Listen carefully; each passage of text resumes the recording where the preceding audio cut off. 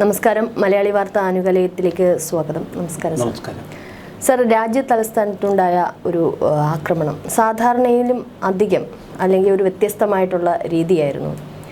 നമുക്കറിയാം, എപ്പോഴും ഭീകരവാദികൾ എന്നൊക്കെ ചിന്തിക്കുമ്പോൾ നമ്മൾ ചിന്തിക്കുന്ന വേറൊരു തലത്തിലാണ്. പക്ഷേ ഇതിൽ വന്നത് വിദ്യാഭ്യാസമുള്ള അല്ലെങ്കിൽ സാമ്പത്തികമായിട്ട് ഉന്നതിയിലുള്ള, തൊഴിൽപരമായിട്ട് ഉന്നതിയുള്ള കുറച്ച് വ്യക്തികളാണ്.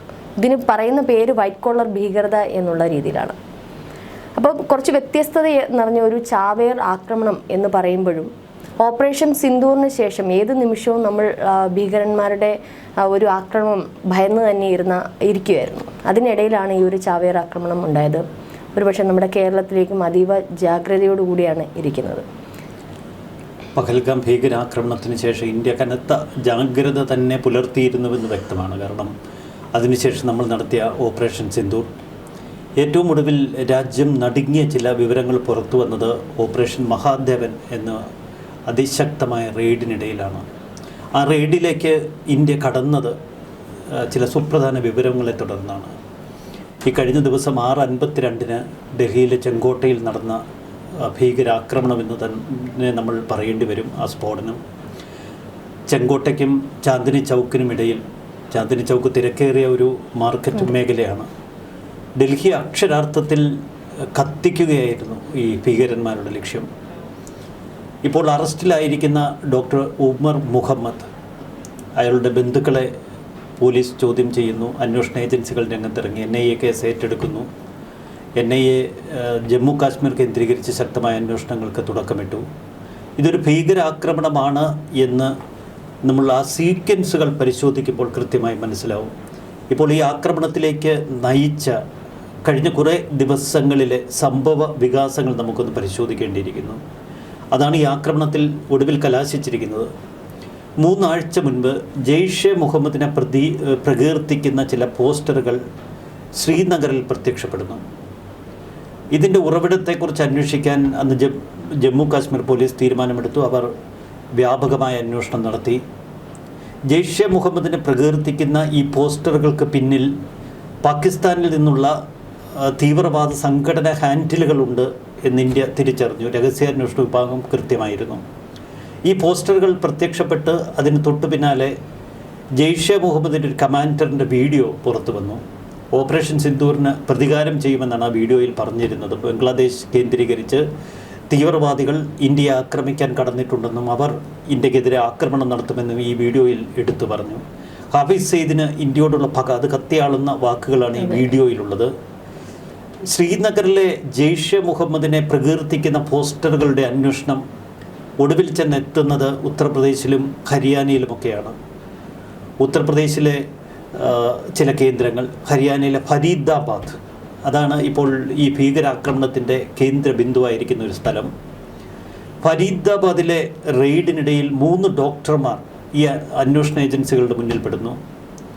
3 ഉന്നത വിദ്യാഭ്യാസമുള്ള, വളരെ നല്ല നിലയിൽ പ്രവർത്തിക്കുന്ന, ഗവൺമെൻറ് ആശുപത്രിയിൽ പ്രവർത്തിക്കുന്ന ഡോക്ടർമാർ.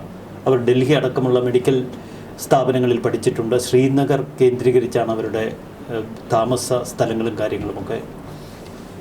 ഇവരെ ചുറ്റിപ്പറ്റി പരിശോധനകളും റെയ്ഡുകളും നടക്കുന്നതിനിടയിൽ ഇവർ വാടകയ്ക്കെടുത്ത 2 വീടുകൾ പരിശോധിക്കുന്നു ഈ അന്വേഷണ ഏജൻസികൾ. അവിടെ നിന്ന് 2900 കിലോഗ്രാം സ്ഫോടക വസ്തുക്കളാണ് കണ്ടെടുക്കുന്നത്.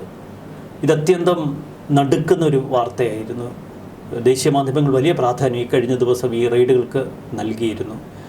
തുടർന്ന് ഫരീദാബാദിൽ 2 അറസ്റ്റുകൾ, ഒന്ന് മുസ്റഫ, 2 മേഖലകളിൽ നിന്നാണ് ഈ അറസ്റ്റുകൾ നടക്കുന്നത്. ഡോക്ടർമാരായ അദിൽ മുഹമ്മദ് റാത്തലും മുസമ്മിൽ ഷക്കീറും അറസ്റ്റിലാകുന്നു. ഇതിൽ അദീലിൻ്റെ ഒരു സുഹൃത്ത് ഡോക്ടർ ഉമർ മുഹമ്മദിനെ അന്വേഷണ ഏജൻസികൾ തിരയാൻ തുടങ്ങി. തുടർന്ന് ഉമർ മുഹമ്മദ് അവിടെ നിന്ന് രക്ഷപ്പെടുന്നു. ഫരീദാബാദിൽ നിന്ന് ഡൽഹിയിലേക്ക് 57 കിലോമീറ്റർ ദൂരമാണ്. നേരെ ഉമർ മുഹമ്മദ് ഡൽഹിയിലെത്തുന്നു. ഈ ചെങ്കോട്ടയ്ക്ക് സമീപമുള്ള ഒരു മോസ്കിനോട് ചേർന്ന് അയാൾ തൻ്റെ കാർ I-20 കാർ പാർക്ക് ചെയ്തിടുന്നു. 3 മണിക്കൂറാണ് ആ പാർക്കിംഗ് ഏരിയയിൽ കാറിട്ട് അയാൾ എന്തിനു വേണ്ടി കാത്തിരിക്കുന്നത്. പിന്നീട് ചാന്ദിനി ചൗക്ക് ലക്ഷ്യമാക്കി അയാൾ കാർ ഓടിച്ചു വരുന്നു. വളരെ സാവധാനം ഒരു സിഗ്നലിൽ വെച്ചാണ് ഈ പൊട്ടിത്തെറി. ഏകദേശം 6ഓളം കാറുകൾ, തൊട്ടടുത്തുണ്ടായിരുന്ന 6ഓളം കാറുകൾ ചിതറിത്തെറിക്കുന്നു.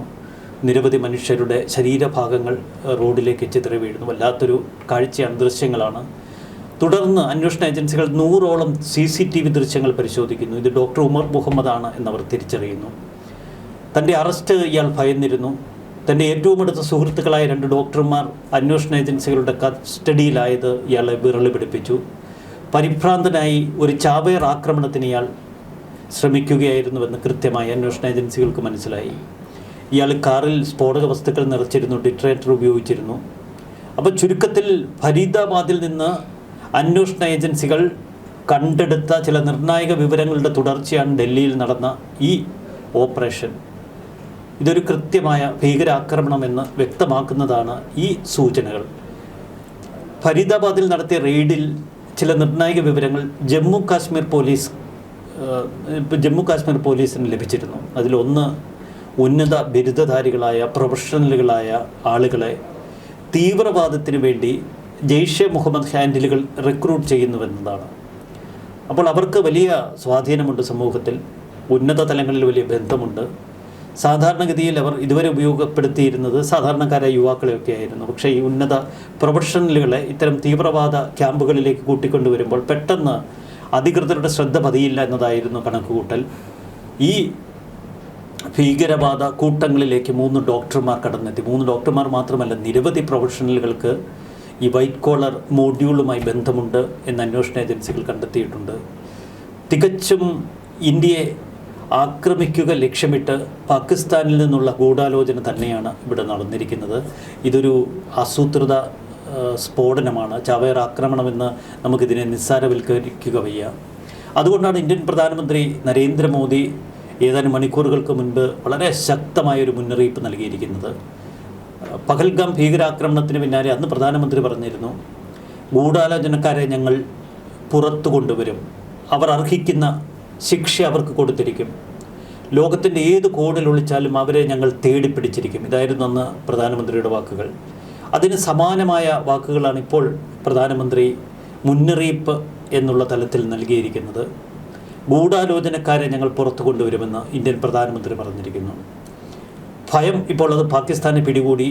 അതിൻ്റെ പിന്നാലെയാണ് ഇന്ത്യൻ പ്രധാനമന്ത്രിയുടെ വാക്കുകൾ. ഗൂഢാലോചനക്കാർ എവിടെയാണ് ഒളിച്ചിരിക്കുന്നത്? ജെയ്ഷെ മുഹമ്മദിലേക്കാണ് എല്ലാ സംശയങ്ങളും ചെന്നെത്തുന്നത്. ജെയ്ഷെ മുഹമ്മദ് ഭീകരനാണ് ഡോക്ടർ ഉമർ മുഹമ്മദ് എന്നത് അടിവരയിട്ട് പല തെളിവുകളും നമുക്ക് മുന്നിലുണ്ട്.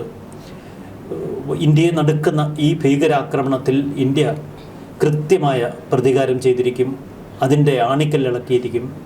അതിൻ്റെ ഉറവിടം തേടി ഇന്ത്യയുടെ ധീര യോദ്ധാക്കൾ മണിക്കൂറുകൾക്കകം കടുത്ത ആക്രമണവുമായി കടന്നെത്തും എന്നതിൽ സംശയം വേണ്ട. അവിടെയും മറ്റൊരു സംശയം നിൽക്കുന്നു, ഉമർ എന്തിനാണ് ഇത്രയും മണിക്കൂറുകൾ അത്രയും ഒരു പാർക്ക് ചെയ്തിട്ടിരുന്നത്? ആരുടെയെങ്കിലും നിർദ്ദേശത്തിന് വേണ്ടിയിട്ടാണോ, അതല്ലെങ്കിൽ മറ്റാരുടെയെങ്കിലും എന്തെങ്കിലും കാര്യത്തിനാണോ എന്നുള്ളത്? 3 മണിക്കൂർ, കാരണം തിരക്കേറിയ ഒരു മാർക്കറ്റിലേക്ക് ഇടിച്ചു കയറുക എന്നുള്ളത് പക്ഷേ അത് സാധിച്ചില്ല. മറ്റേതെങ്കിലും ലക്ഷ്യം ഒരു പക്ഷേ പാളിപ്പോയതാണോ എന്നുള്ളൊരു സംശയം കൂടി അവിടെ നിൽക്കുന്നുണ്ട്. അല്ല, ഇതിൽ മനസ്സിലാക്കേണ്ടത് ഈ ഉമർ, അദീൽ, മുസമ്മിൽ ഇവരൊക്കെ അനന്തനാഗിൽ ഒരു ഗവൺമെൻറ് ആശുപത്രിയിലെ ഡോക്ടർമാരാണ്. ഇവർ മിക്കവാറും ഡൽഹിയിലേക്ക് വരാറുണ്ട്. അപ്പോൾ ഡൽഹിയിലും അനന്തനാഗിലുമൊക്കെ ഇവർക്ക് വലിയ ബന്ധങ്ങളുണ്ട്. മുസമ്മിൽ അവിടുത്തെ ഒരു മൗലവിയുടെ കയ്യിൽ നിന്നാണ് 2 വീടുകൾ വാടകയ്ക്കെടുത്തത് 6 മാസങ്ങൾക്ക് മുൻപ്. അപ്പോൾ ഈ 2 വീടുകൾ ഡൽഹിയിൽ നിന്ന് ഇത്തിരി മാറി ഒരു ഗ്രാമപ്രദേശത്താണ്. ഈ ഫരീദാബാദും ഡൽഹിയും തമ്മിലുള്ള 57 കിലോമീറ്റർ ദൈർഘ്യം മനസ്സിലാക്കണം. അപ്പോൾ ഇതിനിടയിൽ നേരത്തെ തന്നെ ഡൽഹിയെ ആക്രമിക്കാൻ ലക്ഷ്യമിട്ട് ഭീകരർ വലിയ തോതിൽ സ്ഫോടക വസ്തുക്കൾ ശേഖരിച്ചിരുന്നുവെന്നാണ് ഇതിൽ നിന്ന് നമുക്ക് മനസ്സിലാക്കാൻ കഴിയുന്നത്. ഈ 2 വാടക വീടുകളിൽ നിന്നാണ് 2900 കിലോഗ്രാം സ്ഫോടക വസ്തുക്കൾ വീണ്ടെടുക്കുന്നത്. സ്ഫോടക വസ്തുക്കൾ മാത്രമല്ല, സ്ഫോടനത്തിന് ഉപയോഗിക്കാവുന്ന മറ്റ് നിരവധി ഉപകരണങ്ങൾ, ആയുധങ്ങൾ, തോക്കുകൾ, അതെ, നിരവധി സംഭവങ്ങൾ. അപ്പോൾ ഈ 3 ഡോക്ടർമാർ ഉൾപ്പെട്ട ഈ ഗാങ്ങിനെ സഹായിച്ച വലിയൊരു ടീമുണ്ട് എന്നിപ്പോൾ കണ്ടെത്തിയിരിക്കുന്നു. ഇവരൊക്കെ ഭീകര സംഘങ്ങളാണ്. അപ്പോൾ ഈ 3 മണിക്കൂർ അവിടെ നിർത്തിയിട്ടിരിക്കുന്നത് ആക്രമണം എങ്ങനെ ആവണം എന്നതിൻ്റെ ഒരു കൃത്യമായ അജണ്ട, ഒരു പ്ലാനിങ്ങിന് വേണ്ടിയാവാം. അപ്പോൾ ഗൂഢാലോചനക്കാർ പുറത്തുണ്ട്. അവർ നിയന്ത്രിക്കുന്ന അനുസരിച്ച്, അവർ നിർദ്ദേശിക്കുന്ന അനുസരിച്ച് ഈ ഭീകര സംഘം ഡൽഹിയെ ആക്രമിക്കാൻ വന്നു. ഇവർ പദ്ധതിയിട്ടത് ഡൽഹിയെ ചുട്ടരിക്കാനാണ്. അതിനുവേണ്ടിയാണ് ഈ 3000 കിലോഗ്രാമോളം സ്ഫോടക വസ്തുക്കൾ ശേഖരിച്ചതും ഇത്ര വലിയ തയ്യാറെടുപ്പുകൾ നടത്തിയത്. പക്ഷേ തയ്യാറെടുപ്പുകൾ നടത്തുന്നതിൻ്റെ ഇടയിൽ രണ്ടുപേരെ പോലീസ് കസ്റ്റഡിയിൽ എടുക്കുന്നത് അവിടെ ആ ഒരു പാളിച്ചു അല്ലേ?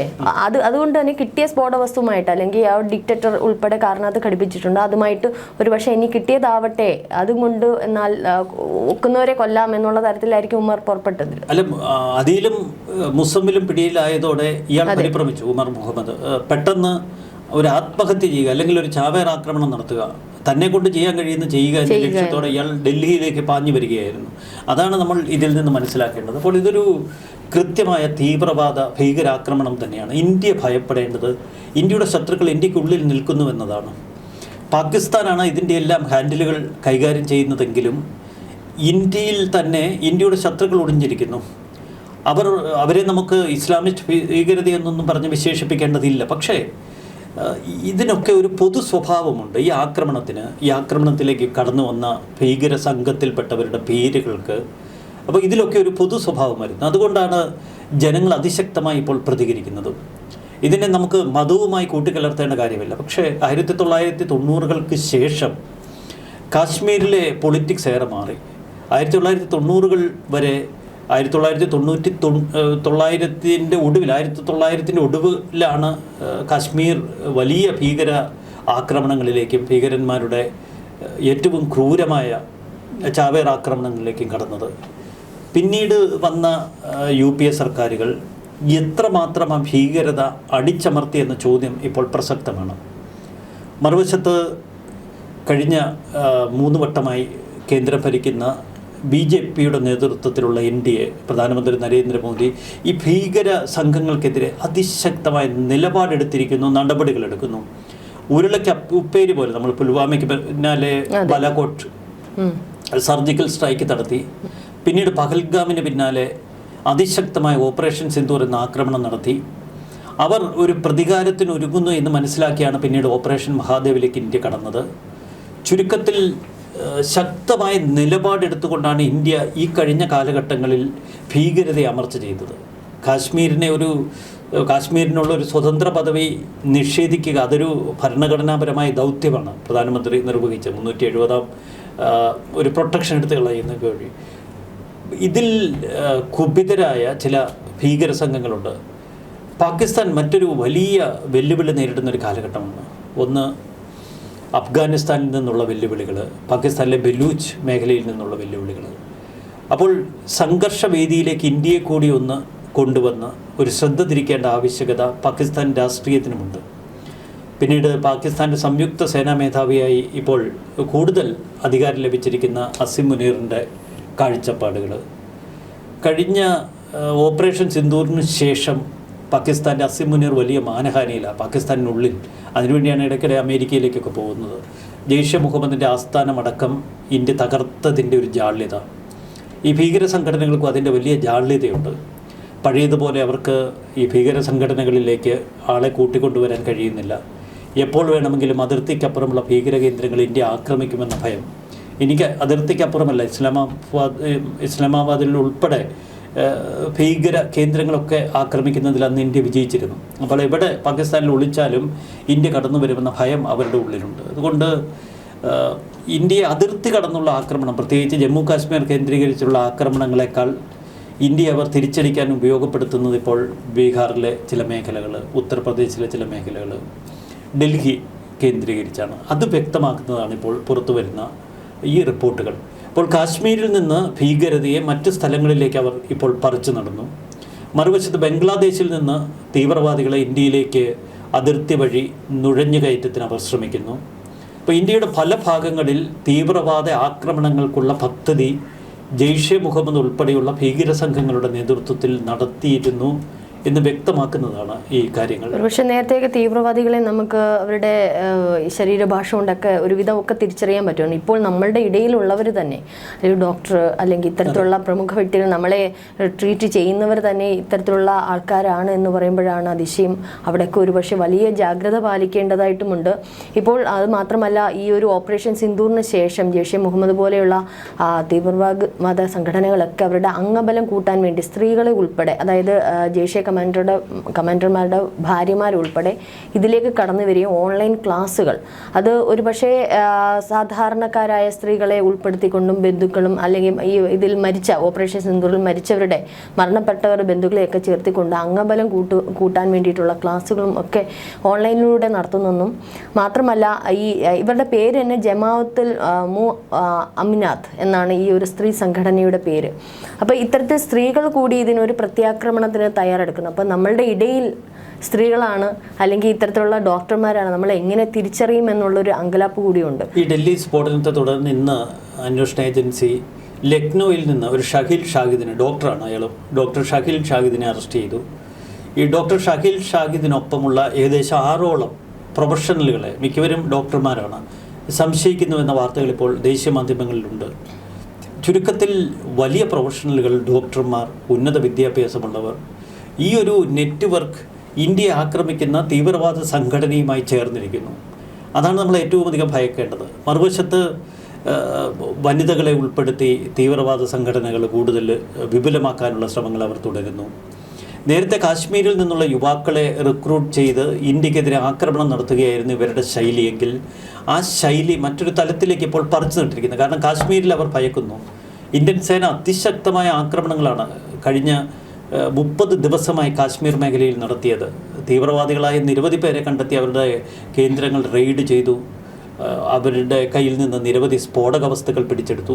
ഇപ്പോൾ ഇന്ത്യ ഈ കാശ്മീർ കേന്ദ്രീകരിച്ച് നടത്തുന്ന റെയ്ഡുകൾക്കൊരു പ്രത്യേകതയുണ്ട്. പ്രദേശവാസികളുടെ ഒരു വലിയ പിന്തുണ ഇന്ത്യക്ക് ലഭിക്കുന്നുണ്ട്. ഇപ്പോൾ കാശ്മീരിൽ നിന്ന് ഭീകരതയെ തുരത്താൻ ഒരു പരിധിവരെ ഇന്ത്യക്ക് കഴിയുമ്പോൾ മറുവശത്ത് ഇന്ത്യയുടെ പല ഭാഗങ്ങളിലേക്കും ഈ ഭീകരതയെ അവർ നുഴഞ്ഞു കയറ്റി വിടുന്നു എന്നതാണ് ഇപ്പോഴത്തെ ഒരവസ്ഥ. ഇനി ഭാവിയിൽ നമ്മൾ കേരളം ഉൾപ്പെടെയുള്ള സംസ്ഥാനങ്ങളും ഭയക്കേണ്ടി വരും. കാരണം പല തലങ്ങളിലേക്ക് ഈ ഭീകരത നുഴഞ്ഞു കയറിയിട്ടുണ്ട്. ഇത് പറയുമ്പോൾ തന്നെ കേരള സ്റ്റോറിയുടെ ഒരു ഇതുകൂടി നമ്മൾ പറയേണ്ടതായിട്ടുണ്ട്. കാസ എന്ന് പറയുന്ന ഫേസ്ബുക്ക് സംഘടന, അവരുടെ ആ സംഘടനയിലൊക്കെ ഇങ്ങനെ പറയുന്നതാണ്, ഇത്തരത്തിലുള്ള ചെറുപ്പത്തിൽ തന്നെ ഈ പാവപ്പെട്ട കുട്ടികളെയൊക്കെ കൊണ്ടുവന്നിട്ട് ഇവർ ഡോക്ടർമാരാക്കി, എഞ്ചിനീയർമാരാക്കി, അല്ലെങ്കിൽ അത്തരത്തിലുള്ള സ്പോൺസർഷിപ്പുകൾ നൽകിക്കൊണ്ട് പക്ഷേ ഈ പറയുന്ന മേഖലകളിലേക്കൊക്കെ അവരെ തിരിച്ചുവിടുന്നു എന്നുള്ള ഒരു പക്ഷേ ശ്രീലേഖ IPS ഉൾപ്പെടെയുള്ളവർ ഇത്തരത്തിൽ പല രീതിയിൽ പറഞ്ഞിട്ടുണ്ട്. കുറേ കാര്യങ്ങൾ അവരുടെ കേസുകളുമായി ബന്ധപ്പെട്ട പലരുടെ അനുഭവങ്ങൾ അവർ സാക്ഷീകരിച്ചുകൊണ്ട് പറയുന്നുണ്ട്. അപ്പോൾ ഈ ഒരു കാര്യങ്ങളൊക്കെ നമ്മൾ ചെന്നെത്തുന്നതും ഒരു പക്ഷേ ഇങ്ങനെയാണ്. നമ്മളുടെ ഇടയിലൂടെ സാധാരണ രീതിയിൽ വളർന്നു വരുന്ന, നമ്മുടെ കൺമുൻപിൽ വളർന്നു വരുന്ന കുട്ടികൾ നാളെ ഏതൊക്കെ തരത്തിൽ ഇവരെ കൊണ്ട് ട്രെയിൻ ചെയ്ത് മാറ്റുന്നു എന്നുള്ളതാണ്. ഒരു പക്ഷേ കേരളവും ജാഗ്രതയോടുകൂടി ഇരിക്കണം എന്ന് പറയുന്നതിൽ എല്ലാത്തിൻ്റെ റൂട്ട് നമ്മുടെ കേരളത്തിലും എത്തുന്നുണ്ട് എന്നുള്ളതാണ്. കൃത്യതയോടെയുള്ളൊരു നിരീക്ഷണമാണ് നമ്മൾ മനസ്സിലാക്കേണ്ടത്. ഇപ്പോൾ നടത്തിയ ഒരു സ്ഫോടനത്തിൻ്റെ ഒരു പ്രത്യേകത, സാധാരണ ബോംബ് സ്ഫോടനം നടക്കുമ്പോൾ ഈ ചീളുകളും കുപ്പിച്ചില്ലുകളും ആണികളും ഒക്കെ തെറിച്ച് വലിയ അപകടമുണ്ടാവുകയും ഇവിടെ ഒന്നുമില്ല. ഇവിടുത്തെ ഈ സ്ഫോടനം വളരെ അത്യാധുനിക സംവിധാനങ്ങൾ ഉപയോഗിച്ചാണ്. ഒരു വലിയ അഗ്നിസ്ഫോടനം ഉണ്ടാകുന്നു. തുടർന്ന് ആളുകൾ ഈ അഗ്നിസ്ഫോടനത്തിലാണ് തെറിച്ച് കൈകാലുകൾ ചിന്നിച്ചിതറി മരണപ്പെടുന്നത്. അപ്പോൾ ഈ ഒരു ശൈലി തീവ്രവാദ പ്രവർത്തനത്തിലും കടന്നു വരുമോ എന്ന് ഭയക്കേണ്ടിയിരിക്കുക. കാരണം ഇവരൊക്കെ ഡോക്ടർമാരും ഉന്നത പ്രൊഫഷണലുകളിലും ഉള്ളവരാണ്. അവർക്ക് ആശുപത്രിയിൽ ചികിത്സിക്കാൻ എത്തുന്നവരെ ഏതൊക്കെ തലത്തിൽ അപായപ്പെടുത്താം, ഏതൊക്കെ തലത്തിലുള്ള വിഷാംശം കലർന്ന മരുന്നുകൾ അവർക്ക് കൈമാറാം. ഇതൊരു സൈലൻറ്റ് കില്ലറായി മാറിയിരിക്കുന്നു. ഒരു സ്ലീപ്പിംഗ് സെല്ലുകൾക്കപ്പുറം ഇന്ത്യയിൽ പടർന്നു പിടിക്കുന്ന ഒരു തീവ്രവാദ ശൈലിയാണ് നമ്മൾ കാണുന്നത്. ഒരു ഭീകരതയുടെ മറ്റൊരു വേരോട്ടമാണ് നമ്മൾ കാണുന്നത്. ഇത് ഫരീദാബാദിലും അനന്തനാഗിലും ഒതുങ്ങി നിൽക്കുന്നില്ല. ഹൈദരാബാദിൽ നിന്നാണ് ഇതിൽ നമ്മൾ നേരത്തെ കേട്ട ഷക്കീലിനെ പിടികൂടുന്നത്. ഇവരൊക്കെ കണക്ക് കൂട്ടി അവരുടെ കേന്ദ്രങ്ങളിൽ വലിയ ഭീകര ശൃംഖലകൾ സൃഷ്ടിക്കുന്നു. ഇവിടെ നമ്മൾ മറ്റൊരു കാര്യം മറക്കരുത്. കാരണം ഉത്തർപ്രദേശിൽ നിന്ന്, ബീഹാറിൽ നിന്നും വലിയ തോതിൽ കേരളത്തിലേക്ക് ഈ അന്യസംസ്ഥാന തൊഴിലാളികൾ എന്ന പേരിൽ നിരവധി ആളുകൾ എത്തുന്നുണ്ട്.